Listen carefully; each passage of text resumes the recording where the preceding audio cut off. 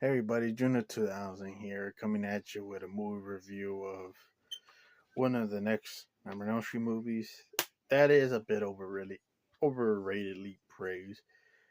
And I don't think this is a bad movie, but it's not one of my favorites. To me, I prefer the first four movies over this. Even people would disagree with me, but I like Freddy's Dead.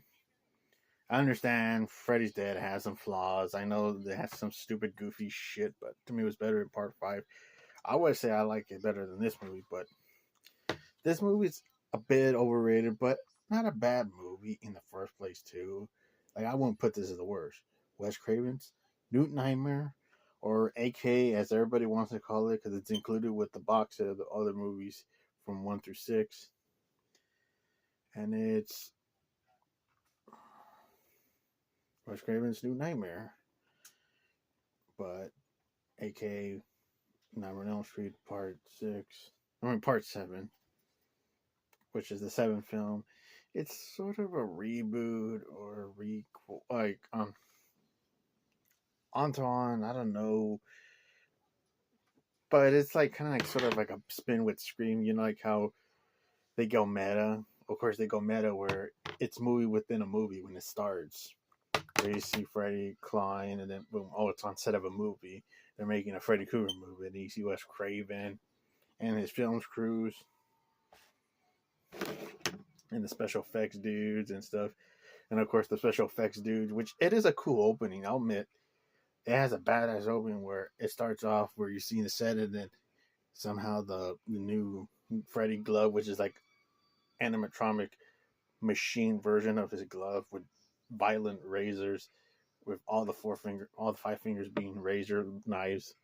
It goes malfunction and starts killing like the special effects dude, like clawing their necks and clawing their chest brutally and violently.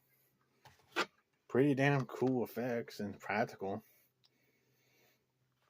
But after that, we get to like Heather Langenkamp's character, where she's playing herself in the movie because it's like a meta movie within a movie. So she's playing herself, and her son is Miko Hughes, who is the kid that was playing Gage in Stephen King's Pet Sementary, and he was also the kid with the penis and vagina joke kid that he keeps saying in Kindergarten Cop, and he was also in that Mercury Rising movie with Bruce Willis. And he also was in that pretty good short movie, like a fan film Freddy Krueger movie they made, and he was like the star in that movie. And I'm like, holy shit, that's the kid now.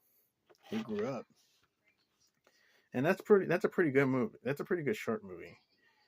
I kind of like it more than this because it's speaking of Miko Hughes. Like I like that short more than this movie. This movie's okay at times. You get Heather Langenkamp, and Miko Hughes is playing her son, and her husband is a special effects dude, and one leads to another.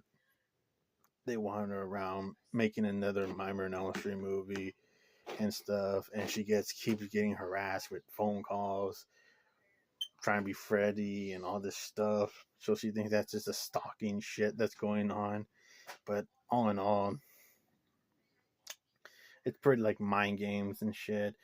Her son is starting to have like vivid, disturbing nightmares, freakouts, and one day her husband gets in a car accident and dies. At the funeral, she kind of has a nervous breakdown in a nightmare sequence where like the fucking ground falls and the casket falls down. Her son is getting dragged into the coffin by her husband, but now it's transformed into a demonic Freddy. Yeah, you get a demonic Freddy where he has like five razor claws now and wearing a trench coat, which it's not that great, but to me, I prefer the more demonic Freddy from part two, where the fucking knives come out of his nails. Even though demonic Freddy does have the glove knives come out of his nails, but I prefer part two. I feel like part two Freddy's more scarier. Like that's the scariest Freddy. And she has a nightmare about the freak out. Her son's getting taken away by Freddy, but that was her neighbor's breakdown. and she's accompanied by John Saxon, who is awesome in the movie. He's like her friend, helping her out, talking to her, even saving her son, who almost like fell off a fucking jungle gym and was gonna fall on the ground. But John Saxon saves him because their son's like kind of getting possessed by Freddy's nightmares and shit, making him do crazy shit. They think that there's something wrong with him because he keeps having these freakouts. So he's sent to a hospital to be evaluated. And then she goes in and out talking to Robert Englund about doing this new Nightmare on Elm Street movie, and one leads to another. They were wondering what is real and what's not. And it's cool to see Robert Englund. It's a weird what happens to him because we don't know what happens to him. It's like he gets like the last time we see him in the movie, he gets this phone call with Heather Langenkamp, and he's like painting this picture of the demon Freddy, and he's like all quiet after he hangs up. He's like, did something happen and the demon Freddy killed him? Because we don't see what happened to him. And then she talks to Wes Craven, Wes Craven, directing the movie Meta, but she tells her like, you got to go into one's dreams and see what's real, Heather, and giving her advice about what's going on in the script and what's real or not. And then her son starts having nightmare breakdowns, and what leads to another. They think that she's being abusive and crazy, so they want to take her kid away from her. And she has like this babysitter that takes care of her son and babysits him. She has her babysitter like keep an eye on him, not let the doctors put him to sleep. And of course, the doctors are so full of shit. They think that she's abusive to her son, and they sneakily give the son like a sleeping needle to put him to sleep. And then the babysitter just punches the fucking doctor lady for her trouble. And she's trying to keep the kid awake, but he keeps like closing his eyes until he wakes up. He's in the nightmare, and his babysitter is getting killed by Demon Freddy.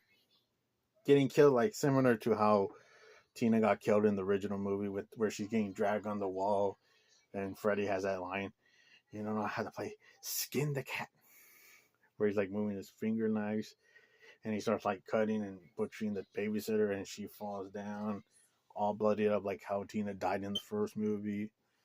And Heather Lane kind of was like seeing what the fuck happened to my son, and she's looking for him. Runs out of the street to go to their house and stop Freddy from the nightmare. Goes and sees Don Saxon asking for some help, but they both transform into their character of John Saxon transforming into her dad's character, and Langenkamp transforming into her Nancy Thompson's character, where their clothes starts changing, and they're in the first movie. And she goes in the nightmare, goes to this nasty fucking river to go into this demon nightmare from Freddy, and she encounters Demon Freddy about to kill her son, but she saves him, and she's trying to do tongue action. He's trying to do tongue action with her, and her son saves her mom, stabbing Demon Freddy in the fucking tongue. And he also wants to like bite the son's head, like fucking stretching his head and shit, which was weird. But she stabs him, boom, and destroys Demon Freddy and kills him once for all. And they both, Heather Langenkamp and her son, Miko Hughes, make the escape, and they get out of the dream, going back to his room, reading the script that's on the bed, and the movie ends there where they survive from Demon Freddy. And that's the movie. And I would say the movie doesn't have a bad score. I like the score. Some pretty cool kills. Like I will admit, like how the babysitter's killed with the recreating of Tina's death. Like that was pretty cool and pretty disturbing. I thought some of the cats were not bad. Helen Lincoln wasn't too bad in her performance, but and Miko Hughes wasn't that bad. I would say I liked them more in that Nightmare on Elm Street short movie that they made, which was pretty good. But I would say this was kind of a boring movie. It's a little overhyped at times because people say that this is the best and it's a fan favorite. Nah, to me, I prefer part 2 over this one. Even part 4. And I like part 4. But it is a bit boring because it does drag on a bit too long. There's like some filler scenes. But it's not the worst one. But I would still say it's a bit overrated and a bit boring. But not the fucking worst one.